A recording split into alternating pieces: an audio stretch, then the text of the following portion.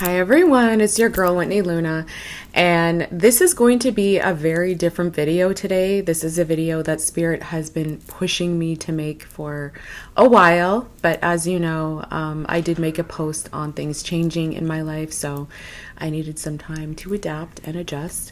So I want to start off by saying that I have always wanted a little sister. I don't know. I just like the idea of having a younger sister and just sharing your knowledge, sharing your life experience with them with the hopes of them making better decisions and whatnot. This video is definitely more for the younger crowd. I'd say the younger women of today that are like 25 and under, still figuring themselves out, might still be in high school, might be in college. But this is a generation that was brought up with the internet more so than my generation. I mean, my generation used internet as kind of like a side thing. Most people weren't on it as much as people today. Nowadays, it's a lifestyle.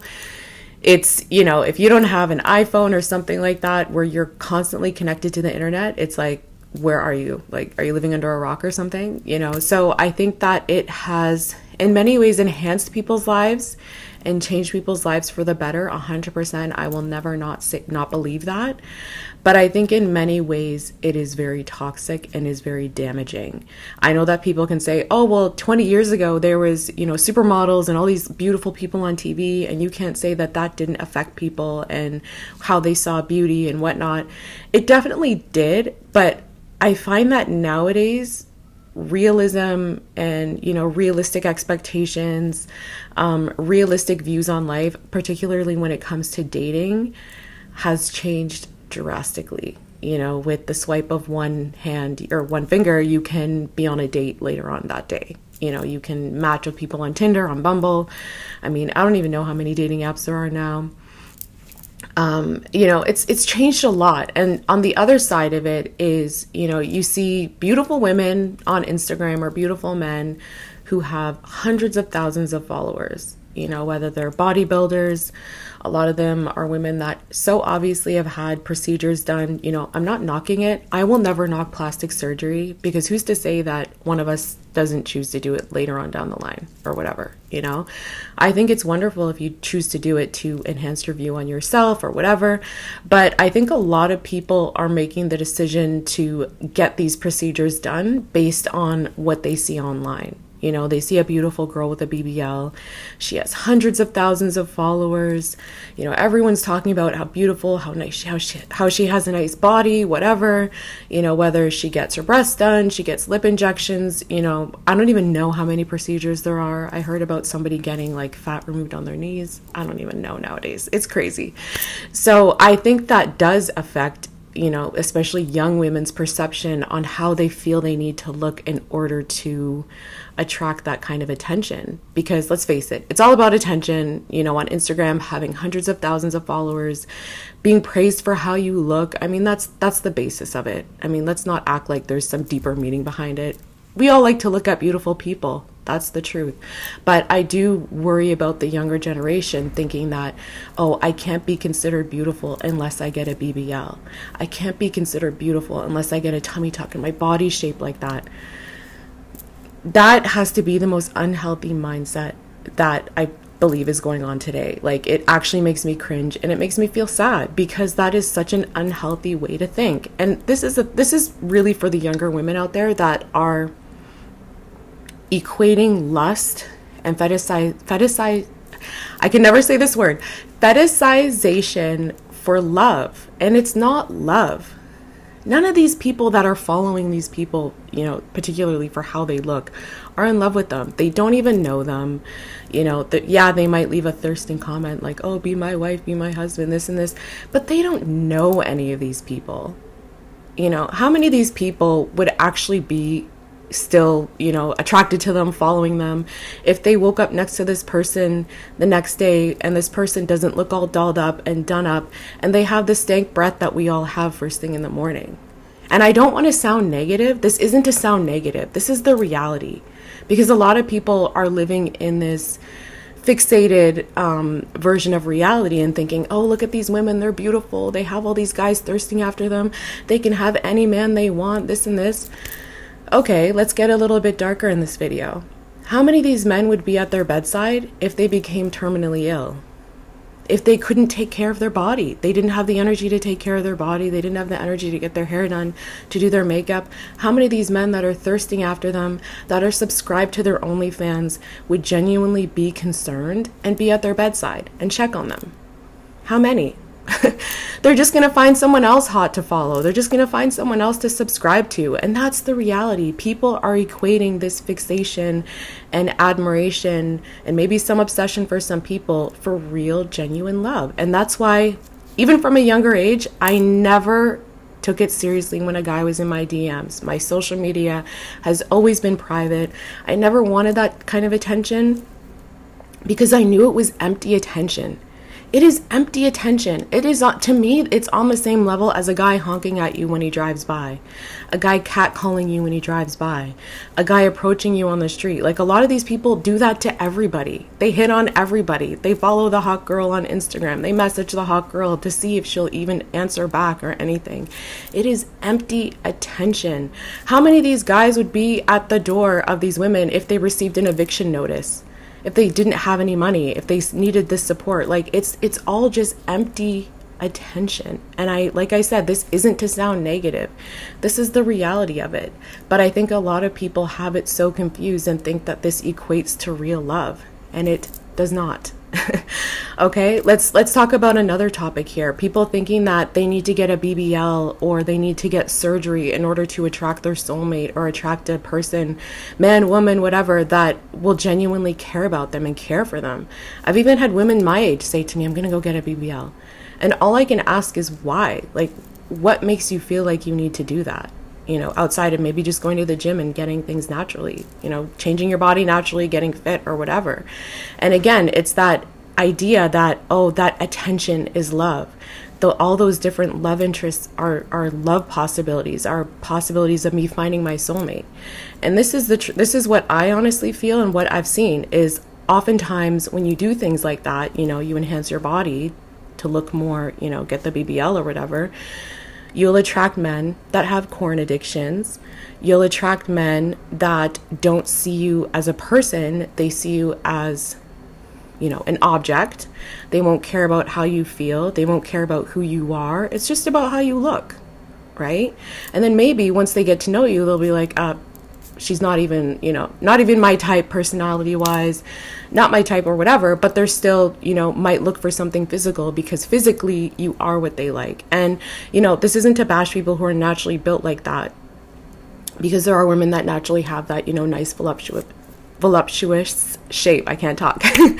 And the thing is that I noticed that most women who have bodies like that oftentimes did develop very early, and they received that attention at a very young age and didn't like it because a lot of the time it was from older creepy men, you know, whatever, and they are a lot more modest in how they dress, and they're able to decipher when it's just like a creepy person versus someone that's genuinely interested in them. So again, you know, you need to understand that a lot of attention is not good attention. And, you know, there's certain people, certain men, certain women that just go for everybody and see who will give them that attention back. So it's not all, you know, love options or whatever. I think, again, this is all very confused. People are very confused about this. I also wanted to talk about masculine energy and feminine energy because, again, I think this is something that is talked about a lot online.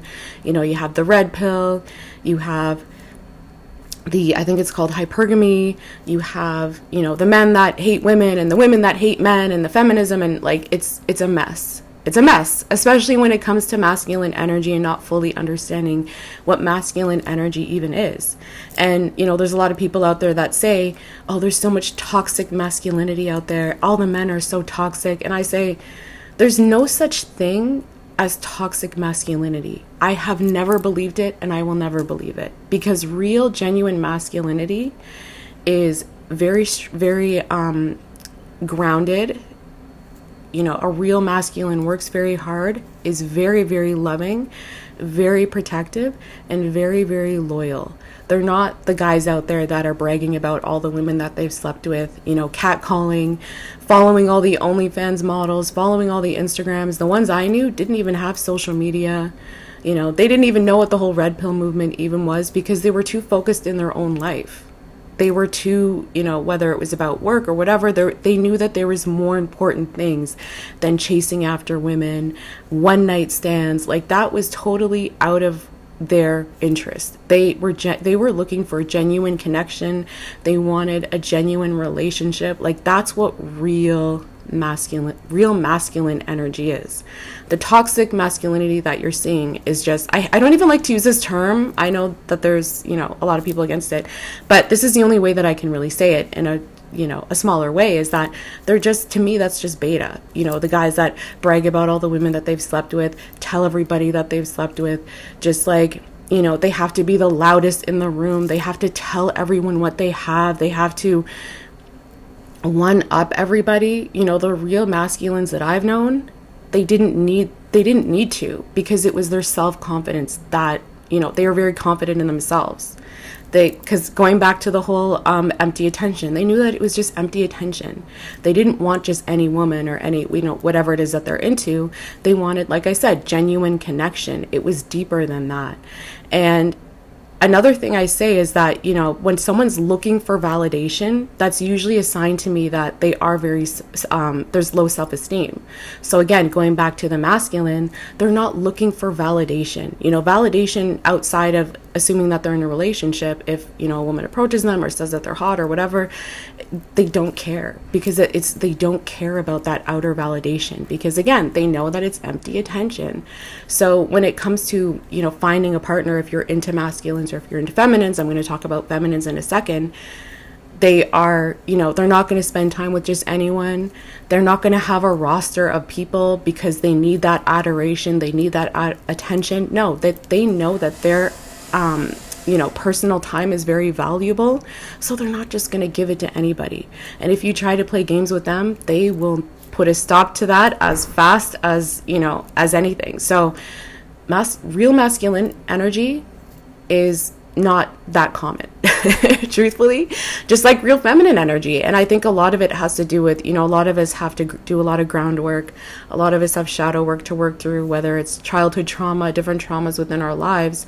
So there's a lot of people that are lacking it. And then these same people are going online and saying, women are doing this wrong. And then you have the, the damaged feminines that are like, men are doing this wrong. And it's just creating more drama that is not necessary. But I mean, it gets clicks, it gets people watching it, so whatever. So I also wanted to mention that, when I have a lot of visions of things, and when it comes to a masculine, I've always had this vision of a masculine when they come home to their partner, when they come home to their feminine. I'm talking 100% about energy. So, in a pairing, whether it's same sex,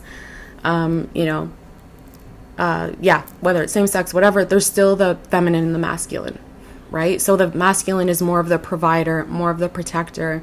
So whenever I think of the masculine, I think of this when they come home to their feminine. Kind of like the knight suit, if you watch, or if you read tarot, I always picture the masculines as the knights. They can come home and they can take off all their armor and just be. That's what they want. They want someone that they can, yes, protect and provide for, but it's more of just that safe feeling that they want. They want to come home and be able to take their armor off and just be, not be that hard exterior that you see out in public, or I don't know, it's hard to describe. Like, it's kind of hard to describe, but I think I'm kind of explaining it okay here, because I've definitely met masculines who on the outside were kind of on the colder side, still very friendly and still very warm, but they still had a coldness to them. And some people were like, man, this person's so tough, this person is so this. But I would be like, have you not seen this man when his wife walks in the door? I'm like, when his wife walks in the door, his face lights up, his, that hard exterior kind of drops a little bit.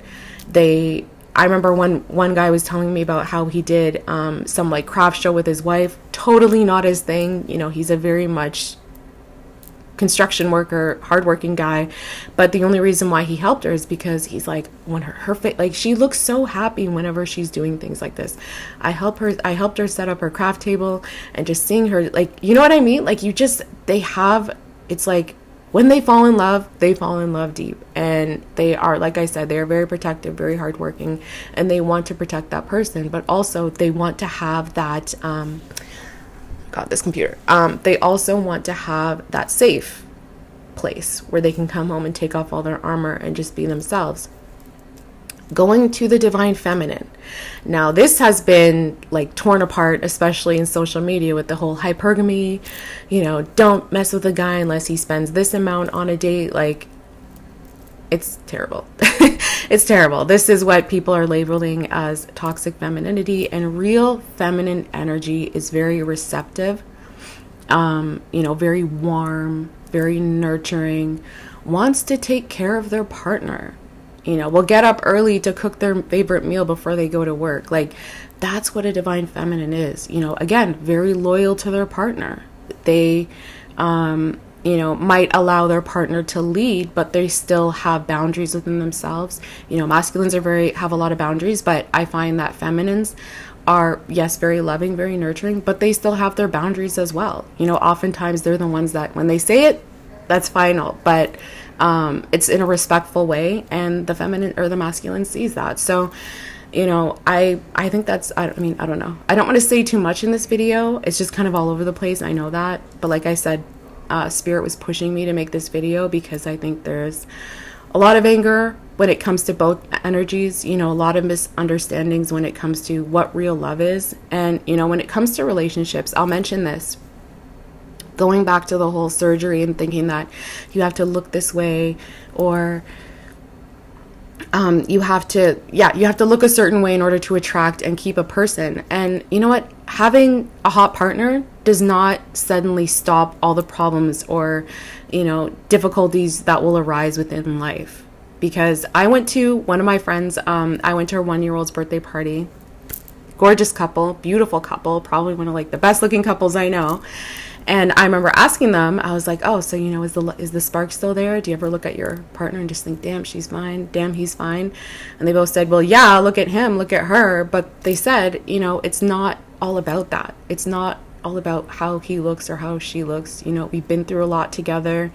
We experienced great times. We experienced difficult times. And not that I needed to know this. This is all pretty clear to me because I have been in a long-term relationship before. But I'm just saying this for the younger crowd out there that is thinking, oh, if I looked like her, if I looked like him, if I had all this, my life would be perfect. And, we hear a lot of stories of the beautiful supermodel that got cheated on, or the gorgeous rich man that got cheated on. And it's because that's not all that a relationship is. Like I said, going back to it, if any of these, gorgeous people that they're following on Instagram get sick, are any of these people really going to be around to really be there for them? Because that's what reality is. The social media is the facade. It's our escape from real life. But I think because of how social media is, it has a lot of people believing that that's how real life is. All the Instagram models wake up looking like gorgeous, like the gorgeous women or the gorgeous men that they are. They never have a bad hair day. They just wake up looking perfect. And that is not the reality. That is not what keeps a relationship. That is not what real love is. When you go through a relationship, you experience money losses, you experience job problems, you experience, losses in the family, maybe issues with your friends. Like, this is all real life. It is not all a cakewalk and a fairy tale, right? There's a lot of days where you just come home from work, reheat a dinner from last night and maybe just watch a few Netflix videos. That's the reality of relationships. It's not going on trips every weekend, shopping sprees from your divine masculine, your divine feminine always dolled up in heels and looking amazing. Like, that's not the reality of it. And I think that's what social media is pushing so much, and it has these young, men and women believing that that's what it is, and that is not. And that's not to knock relationships.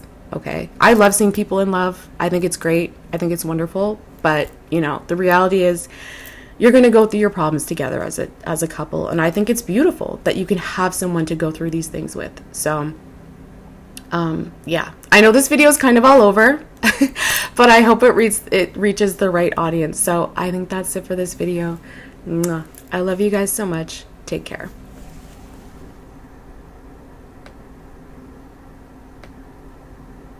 Wait, where is it?